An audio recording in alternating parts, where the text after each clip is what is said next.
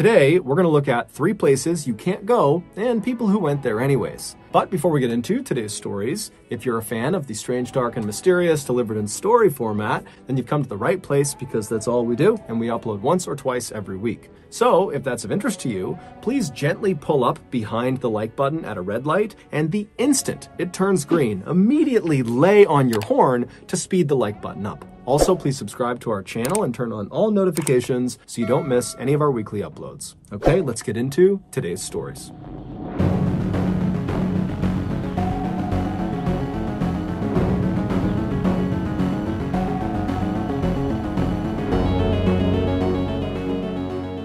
At 7:20 p.m. on Friday, January 12, 2007, 19-year-old college freshman Wade Steffi walked into Ford Dining Hall, which is one of 5 dining halls on Purdue University's campus. Purdue is a prestigious American university located in Indiana that is known for its excellent athletics and academics. Wade, who was an aviation technology student and was at Purdue on a full academic scholarship, grabbed some food and then sat down at a table with some friends. This was the first Friday of the 2007 spring semester, and so Wade and his friends at the table and the hundreds of other students that were sitting all around them were buzzing with excitement about what they were up to that night and what they were up to that weekend. And so Wade and his friends, they sat there chatting about their plans for about an hour, and then at around 8:20 p.m., Wade realized he needed to leave, and so he stood up, he said goodbye to his friends, he carried his tray to the trash can, and then he made his way out of the doors he came in on. And so once he was outside of the dining hall, he immediately turned right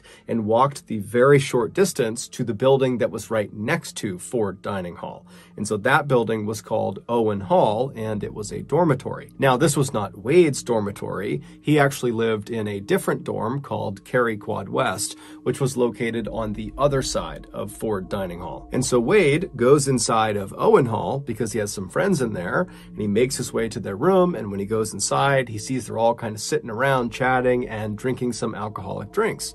And so Wade sits down and he has a couple of drinks and he just hangs out with his friends for about an hour. And so around 9:30 p.m., Wade and the other people he was with in this room, they left Owen Hall and they walked the half mile away from campus to the west to this huge party at a fraternity. And so Wade would stay at this fraternity for several hours until about midnight, at which point he pulled one of his friends aside and he told them that he just remembered he had left his jacket inside of Owen Hall, and so he wanted to go back and retrieve it. The dorms on Purdue's campus all lock at night, and so the only way you can get inside is if you live there and so you have a key, or if you know someone who lives there who will open the door for you. And so during his walk back to Owen Hall, Wade would make 6 phone calls in an attempt to get someone in Owen Hall to open the door for him. But 4 of his phone calls would just be the wrong number. And so the people that were picking up and he was asking to open the door, they didn't know what he was talking about, and so they hung up. But he did call 2 people that did live inside of Owen Hall. However, they didn't answer their phones. And so around 12:30 a.m., Wade arrived at Owen Hall. He put his phone back in his pocket and he just walked up to the doors, which were locked, and he just started knocking. And eventually a resident of Owen Hall who didn't know Wade and Wade didn't know them, they heard the knocking and they came out to the door to see what was going on. And they looked through the glass and they saw Wade, and apparently they decided that Wade looked too intoxicated to let into the building, and so they refused him entry. And so Wade apparently stood there. He kept knocking for a little bit, but he eventually just kind of gave up. He turned around and he walked away. Fast forward a few days to Tuesday, January 16th, and Wade's roommate, who had actually been gone all the past weekend, he returned, and the first thing he noticed when he got back to his dorm was that Wade was not in the dorm. And so he called and texted Wade, but he didn't get a response. And so the roommate went out around the floor that they lived on to ask people if they had seen Wade, and no one had seen him since the previous Friday. And so starting to get pretty concerned, the roommate called Wade's family to see if maybe they knew what was going on with him. but his family had no idea. And so by the end of that day, the police had been contacted about Wade potentially being missing, and they in turn contacted Wade's cell phone provider, and they were able to determine that Wade's cell phone was still showing up somewhere on Purdue's campus, although they couldn't figure out exactly where. So that evening, a massive campus-wide search was launched with hundreds of police officers and volunteers. Even the school's equestrian club came out with their horses to search the nearby woods. But despite this huge search effort that would go on for several weeks, the only thing they would find of Wade's was one of his shoes. It was found on January 20th, so just 4 days into the search, and it was located right outside of an exterior door that led into a maintenance room inside of Owen Hall. But when they searched this maintenance room, Wade wasn't in there. Finally, after nearly a month of searching, when they still had not found Wade, the official search was called off. On March 19th, roughly 2 months after Wade had been reported missing, a maintenance worker was downstairs in the laundry room of Owen Hall when they heard a strange popping sound. At first, the worker thought it was actually coming from one of the washers or dryers that was on, and maybe there's a loose coin or some piece of metal that was inside of the washer or dryer that's getting banged around inside, and that's making the sound. And so this worker began walking around the laundry room, kind of listening in to each of the washers and dryers that were on to see if they were making this sound. And so as he's doing this, he hears the popping sound again, but it's clearly not coming from any of the washers and dryers. In fact, it's not even coming from inside the laundry room. It's coming from somewhere out in the hall. Curious, he leaves the laundry room and he goes out into the hall, and as soon as he's standing in the hall, he hears the popping sound again. And this time, it was obvious that it was coming from behind the closed door that was directly opposite the laundry room. So the worker pulled out his big set of keys, he opened the door that was directly in front of him, and he stepped inside. Moments later, he would make a big discovery. Based on that discovery and the investigation that would follow it, this is a reconstruction of what happened to Wade Steffi. In the early morning hours of January 13th, right after Wade had been denied entry into Owen Hall because the student who was in there who didn't know him thought he was too intoxicated, right after that happened, Wade left the front doors and made his way around to the left side of the building to look for another way inside. And when he got to the left side of the building, he found another door. Now, even though this door did not have a sign on it that said "keep out," it was fairly obvious that this door was not designed for students to use. There was a metal railing that lined the outside of this door, clearly to prevent pedestrians from getting to the door, and the door itself was actually not built at ground level. It basically was built at basement level, so you'd be standing at this railing looking down at the door, and down in front of the door was a slab of cement right out in front of it that gave the door enough clearance to be able to open. And so basically there was a railing around a pit, and that was where the door was. The proper way to get to this door was to literally climb over that railing and jump down into this pit. And then you'd need a key to open this door because it was always locked. Well, it was supposed to always be locked.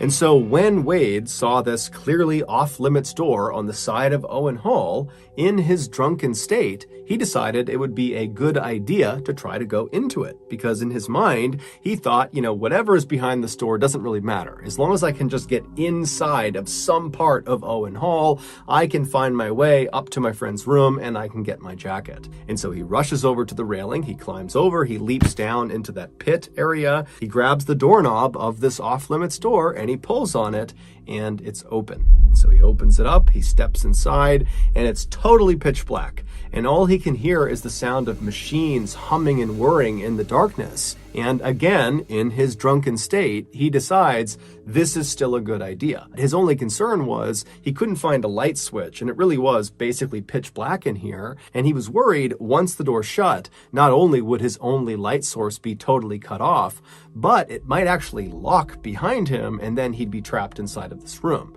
And so he took off one of his shoes and he tucked it in the door jamb of the door he came in on to keep it open. And so with the door propped open behind him, he began walking into this room. And pretty much right away, he bumped into this big metal structure. He couldn't see what it was because, again, it was too dark, but he could feel it and he could tell, it was a flat metal structure. It felt like a machine of some kind, and he could hear that it was one of the machines that was buzzing and whirring. And so he just decided he would try to walk around it because, again, his goal is just to get through this room and find another door somewhere and kind of continue his journey up into the dorm. And so Wade began moving his way left along this machine, kind of believing it was going to come to a stop at some point and then he could walk around it.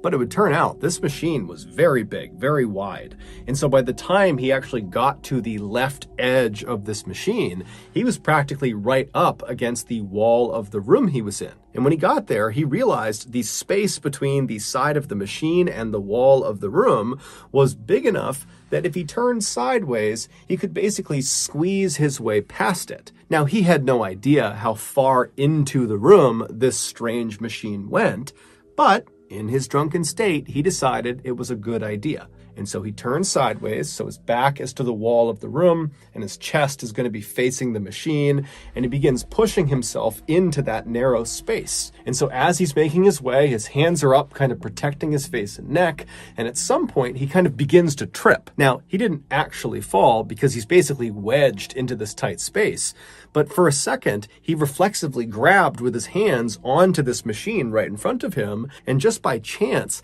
his left ring finger slipped into a very narrow hole that was about 2 inches deep. The room that Wade was inside of was called an electrical vault, and it contained 6 large transformers, one of which Wade's finger had just stuck inside of. The job of these 6 transformers is to take the high voltage they receive from the main power grid and then transform it, hence the name, into lower usable voltage that gets dispersed into Owen Hall for residents and teachers. Even though the outside of these transformers had mostly been covered with protective materials that mitigated the electrocution risk, there were still several parts of these machines that there was just nothing you could do. They just presented a really high electrocution risk. And one of those sections you needed to be extra careful with was that 2-inch hole that Wade's finger slipped inside of. At the back of that hole was an exposed electrical conductor, and the second the tip of his finger touched that conductor, between 2,000 and 4,000 volts of electricity were pumped into his body. For reference, when people get executed via the electric chair, they are electrocuted with 2,000 volts of electricity. Wade likely died instantly. But because of the fact that he was kind of wedged between the transformer and the wall, after he died, he didn't just slump onto the ground. Instead, he remained in a semi-upright position with his finger still stuck inside of that hole. And so for the next 2 months, his body just continued to be electrocuted every second. Finally, sometime in March, as a result of Wade's body fluids draining out of him, the electrical current that was being pumped into him altered its course and began snapping outside of his skin into the ground. And so the sound of the electrical current actually striking the ground was that popping sound that the maintenance worker heard. The door that the maintenance worker opened in order to investigate the sound was the only other door that led into the electrical vault, the other being the exterior door that Wade had gone in on. Initially, when the worker opened that door and looked inside of the vault, he actually didn't see Wade, but he smelled something funny, and that was what led him to walk into the room and make his way around, and that's when he spotted Wade's body. Earlier, on January 20th, when they found Wade's shoe, which at some point had just slipped out of the door jamb, so it was not propping open the exterior door when it was found, it was just sitting in that pit area, and the exterior door was shut. And so when they found that shoe, the police, they did go inside of the electrical vault, but they didn't go in through the exterior door. They went around and went in the same door that the maintenance worker opened from right across the hall from the laundry room.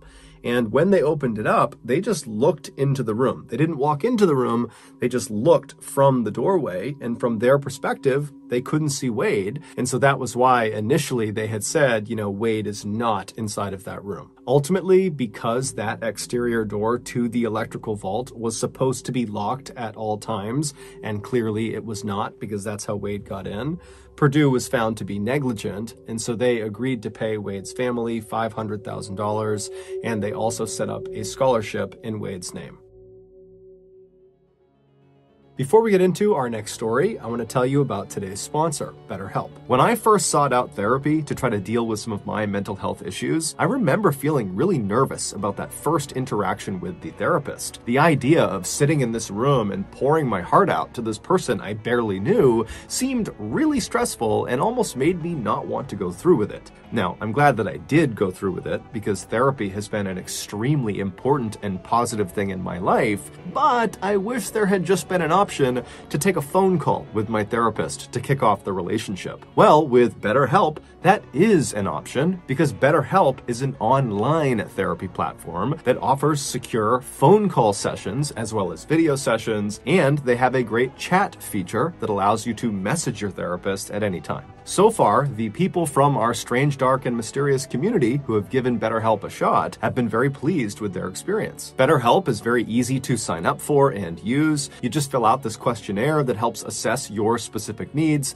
and then within 48 hours, you're paired up with a therapist. Then you begin to schedule your sessions with or without video. If at any time you want to change your therapist, it is free and easy to do so. So if you're struggling right now with your mental health, but you've held off starting therapy because maybe you are intimidated about starting the process, then I would highly encourage you to make BetterHelp your starting point. And you get 10% off your first month if you go to betterhelp.com/Mr. Ballin. Again, that's betterhelp.com/Mr. Ballin. Okay, back to the stories.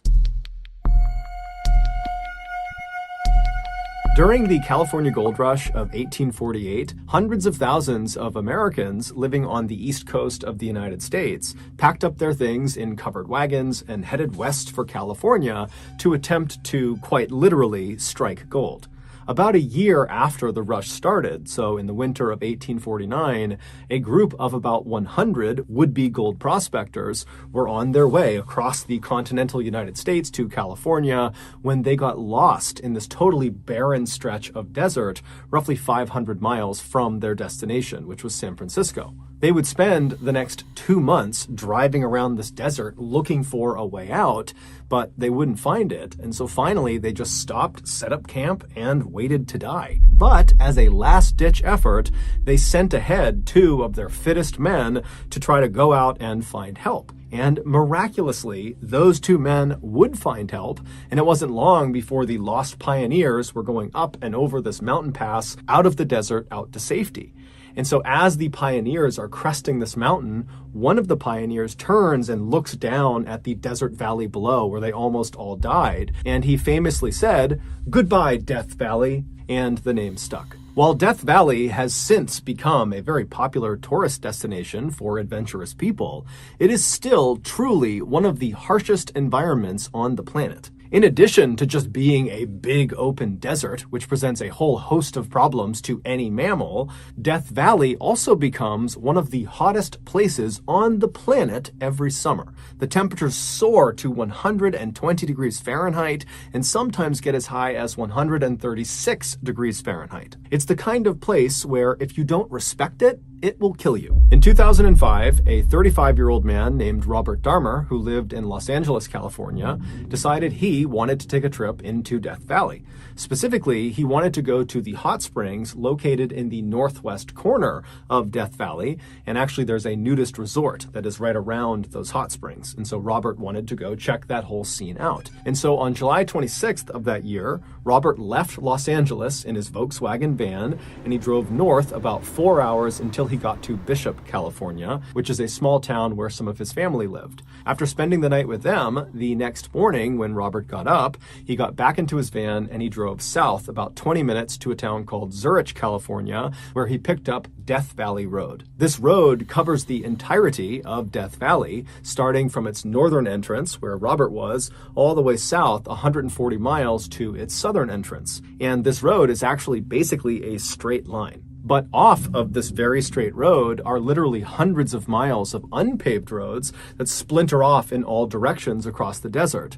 And these roads bring people to other points of interest, like, for example, the nudist resort that Robert wanted to go to. So after Robert hopped onto the Death Valley Road at its northern entrance, he began driving south for about an hour, and then he began looking for the turnoff to the unpaved road that would take him the last 50 miles to the nudist resort. And so eventually, Robert believes he's found this turnoff, and so he gets onto this unpaved road and he starts driving for a while, and then all of a sudden his car just sinks down into the ground and it won't budge. It would turn out Robert had made a mistake. He had not turned onto the correct unpaved road. Instead, he had picked a road that led right out onto this salt flat, and so to the naked eye it would have looked like the ground in front of him was totally flat and hard packed and you could easily walk on or drive on it. But in reality, the surface of the salt flat is very brittle, and underneath that brittle surface is this thick section of mud. And so before Robert could realize his mistake, he had broken through the surface layer of the salt flat and got stuck in that mud. After trying unsuccessfully to get his van back out again, Robert realized he was in a really bad situation. His cell phone had no reception, so he couldn't contact anyone, and he was too far away to attempt to walk to the nearest civilization to try to get help. But luckily, he had packed lots and lots of water that was in his van, and so he decided the only thing he could do was just sit tight at his van, ration out his water, and wait for someone on Death Valley Road to look out and see him and come to his rescue. But after waiting for 6 days, no one saw him. And now his water supply was dwindling, and so Robert decided his only option was to abandon his van and make the walk to civilization. And so he packed up all the water he could, he threw it on his back, and he began to walk. And just like the lost pioneers of 1849, at the very last second, Robert was rescued. As he stumbled across the desert, his canteen empty, this group of teenage boys and a few adults who were part of this group called the League of Venturers were out in Death Valley doing search and rescue training. And so they literally turned onto the same road that Robert accidentally turned onto and then got stuck on. And so they came down and found Robert. And Robert, when he saw them, he was hysterical. He was crying tears of joy. He really believed he was going to die probably that day. And so the League of Venturers, they take Robert into their van and they drive him 80 miles to the nearest ranger station. And as soon as Robert got out of the car, he dropped to his knees and he kissed the ground in appreciation. I mean, this guy really was that close to death. That evening, Robert would hitch a ride from the ranger station back to Bishop, California. And the next morning, Robert spoke with a local towing company, and they agreed to drive him out into Death Valley to locate his van and tow it back out again. But when they got out there and they found his van, the towing company saw that the van was not in good shape. It had 2 flat tires, and there were several other mechanical issues with it.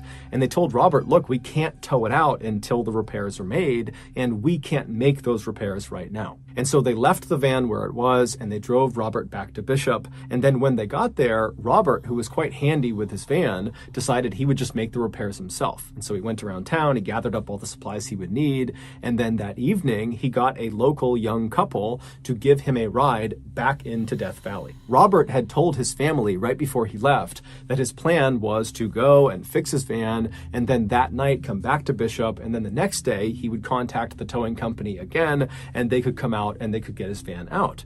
But that night, Robert did not come back to Bishop, and the next morning, when his family still had not heard from him or seen him, they contacted authorities. It would take a few days, but the authorities would eventually figure out what happened to Robert. The young couple that gave Robert a ride back into Death Valley, they dropped him off at this intersection right off of Death Valley Road, where they and Robert believed was only about a mile away from that nudist resort that Robert had originally wanted to go to. Robert had told the couple that his plan was just to walk from that point. He would go to that resort and he would recruit somebody else to drive him the rest of the way to the van. He could make the repairs and that person would drive him back, and that would be it. So Robert got out. He said thank you to the couple and he waved to them as they drove off, and then he stashed his van supplies and then turned away from Death Valley Road and began walking along this unpaved road into the desert. However, unbeknownst to Robert or to the couple, the spot he was dropped off was the wrong spot. spot. He was not a mile or less away from this resort. He was about 15 miles away from this resort, and the path was fairly circuitous, so even if he knew the distance, he likely would not have been able to even navigate his way there. And so after wandering down this unpaved road for about 10 miles, Robert left the unpaved road and began heading out into open desert, likely seeking water. Robert would eventually collapse and die just 4 days after he had been rescued from the exact same situation. When his body was found, he didn't have a GPS or a map or even a container for water.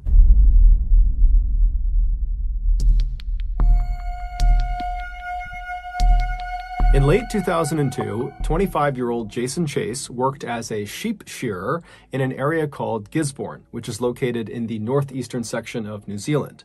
When Jason wasn't working, he was often on his bike, cycling up and down the coast, preparing for his next road race. In early December of that year, Jason contacted his family, who lived in a small town called Dannevirke, which is located about 200 miles southwest of Gisborne, and he told them that he wanted to come visit them for Christmas. However, he didn't know exactly when he would actually arrive at their house because his training and work schedule were fairly hectic, but he told them, "Don't worry, I will be there at least on Christmas Day, December 25th, or a couple of days earlier." His family was thrilled, and they said, "No problem, we can't wait to see you whenever that is." And so by the time mid-December rolled around and Jason still had not arrived at his family's home in Dannevirke, his family wasn't concerned at all. However, that would soon change. On December 13th, a hunter was driving along the many winding back roads of the Ruahine mountain range. This mountain range, which is located about 8 miles north of Dannevirke, is a very isolated and rugged wilderness area that's full of steep gorges and gullies and very thick brush. And so as this hunter rounds the turn on this road,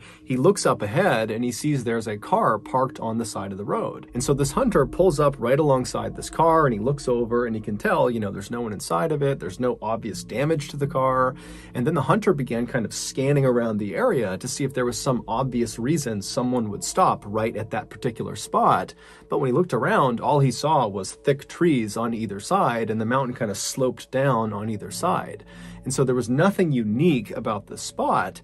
And so something just kind of struck the hunter as odd about this car. It just seemed totally out of place. And so operating on a hunch, the hunter would leave the mountain range and head into Dannevirke, and he would contact police and he would tell them about this car and where it was located, because in the hunter's mind, maybe someone had been reported missing in the area and maybe this car is connected. And so after hearing about the car, the police did not know of any missing person cases that were connected to a car that matched the description the hunter had given.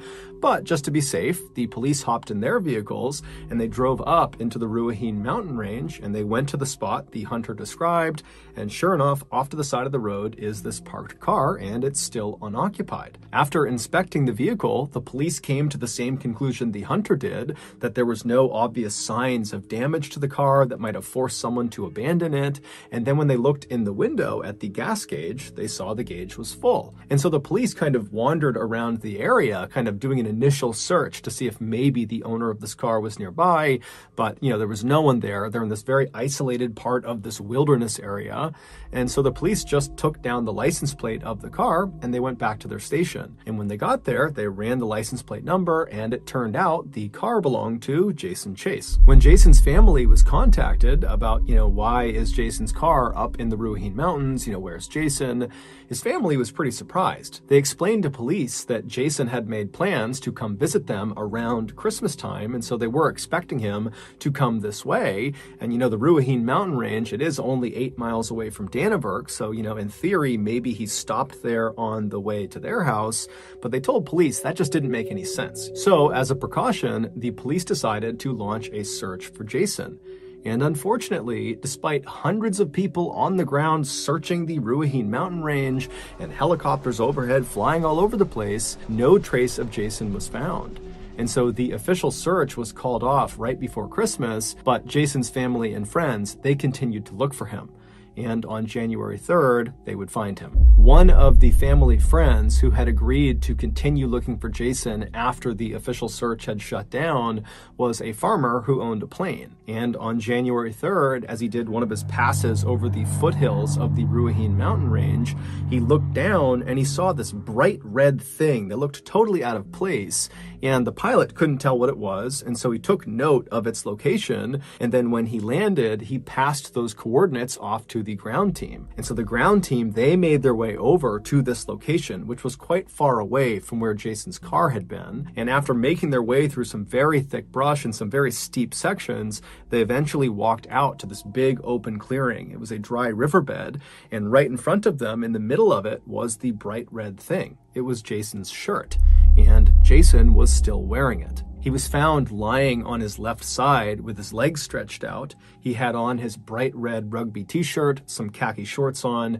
and he had no shoes or socks on. According to the searchers who first saw Jason in this dry creek bed, they would say the scene was very peaceful, and it almost looked like Jason had lied down to fall asleep. But Jason was not sleeping, he was dead. Jason had no visible injuries, and there was no sign of a struggle in the area.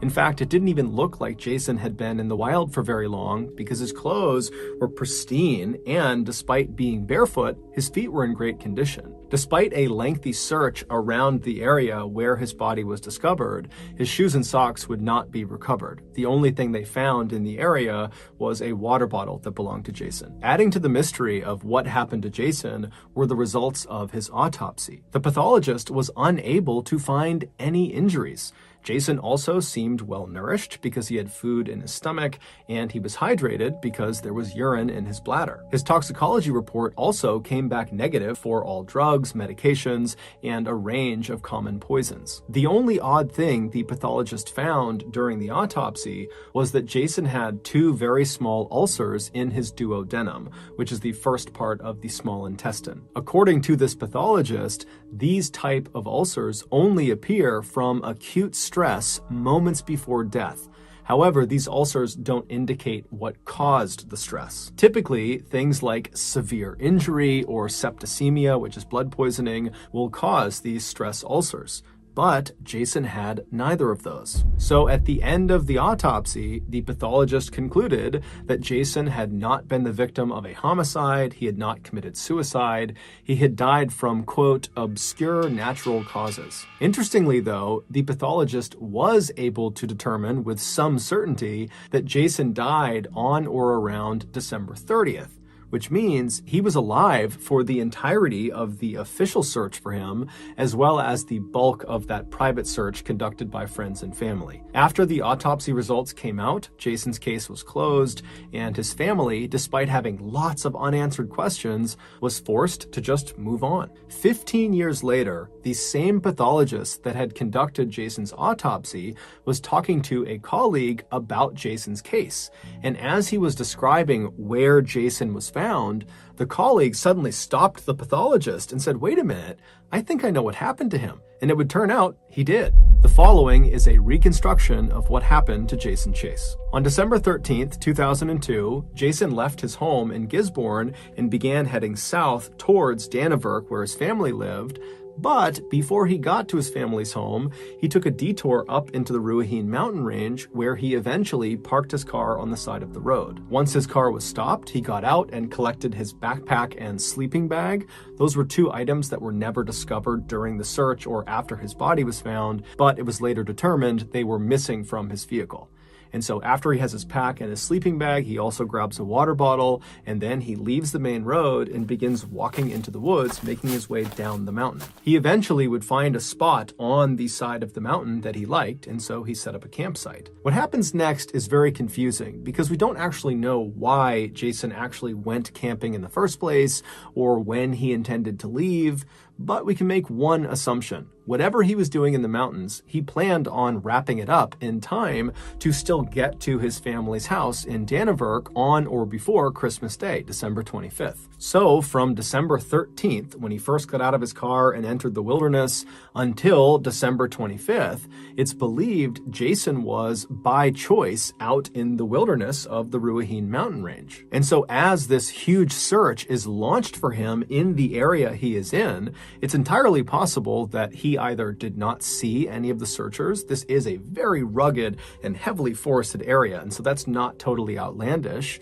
Or two, even if he did see the searchers, he may not have recognized that they were looking for him, because remember, during that time frame, he didn't think he was in danger. He was out in the wilderness camping by choice. But sometime around December 25th, or maybe a couple of days before, when he needed to leave and go back to Dannevirke to see his family, after packing up his stuff, for whatever reason, he could not get back up to the road where his car was. Either there was some sort of physical boundary, or maybe he got lost. But either way, instead of going back up the mountain, we know Jason actually turned and began going down the mountain, away from the road and away from his car. It's believed Jason actually just decided he would hike his way out of the mountains. He was in great shape, very healthy guy, and he probably figured he could just hike the 8 miles to Dannevirke, and then he could have someone drive him back up and retrieve his car at a later date. But on or around December 30th, Jason was still out in the mountains. And at this point, he had abandoned his backpack and his sleeping bag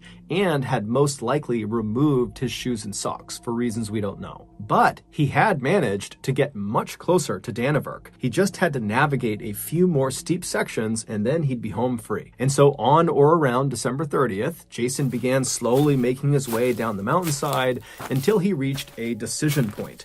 He found himself standing at the top of 2 very steep gullies that both would bring him down to a dry stretch of riverbed, and so either option worked. It just became a matter of which one is safer. And so after making his assessment about which gully he should take, he made his choice and he made his way down and he reached the dry riverbed. And it was at this point that Jason would have begun to feel a pain in his stomach. And that pain would have gotten worse and worse and worse to the point where Jason likely sat down on this dry riverbed, kind of waiting for the pain to subside, but it wouldn't. It would only intensify. And so as he's sitting there kind of wondering what's going on, his vision would begin to blur, and then he would start to struggle breathing. And before he could deal with all of these strange symptoms that were coming on really suddenly, he lost the ability to move his body and he slumped over onto his left side, and there he would lay until he died. It would turn out the gully that Jason had chosen to go down when he was standing at the top and he had those 2 choices, the one he chose, that one contained a plant called Urtica ferox. This plant, which is endemic to New Zealand, grows leaves that are covered in little rigid stinging hairs that contain a toxin called trifidin. And trifidin, in high enough doses, not only causes stomach pain and blurred vision and trouble breathing, but it also causes total body paralysis and even death. Jason, who according to friends would have known about the dangers this plant posed, likely just didn't see the cluster of plants when he was assessing which gully to go down. And so it wasn't until he was partway down the gully and was in these plants that he realized his mistake. But when he turned to go back up, it was just too steep. And so he was forced to trudge through these toxic plants. And because he was wearing shorts, his lower legs were exposed and they were stung repeatedly. And so he was dealt a lethal dose. The reason the pathologist was not able to identify this as Jason's cause of death is because the stingers on those plants, they don't leave any marks on the human body. And its poison, trifidin, is so rare that when they sent out that toxicology report, they didn't include it. They did not test for trifidin. And so it wasn't until 15 years later when the pathologist's colleague heard that Jason had been found in the Ruahine Mountains that the colleague said, wait a minute, have you checked for trifidin? Because he knew the Ruahine Mountains were home to clusters of that toxic plant. And so sure enough, they went back to where Jason's body had been found, and lining the gully that he had come down were dozens and dozens of those plants.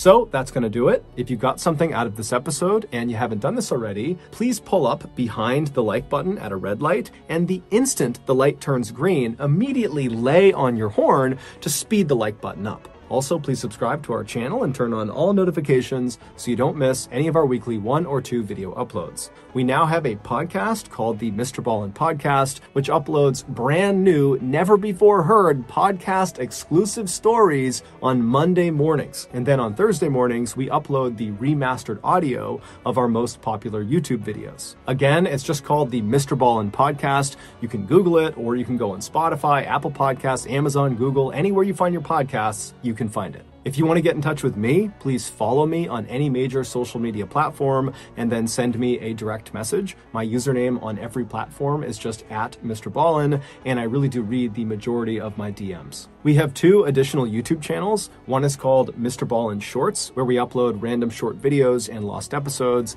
and the other YouTube channel is called Mr. Ballin en Español, and it's a Spanish language channel. We also have a Facebook page called Mr. Ballin that puts out near daily content.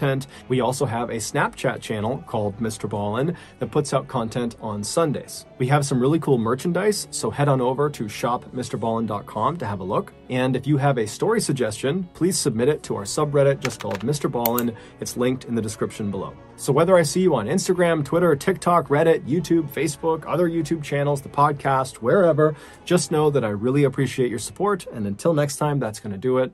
See ya.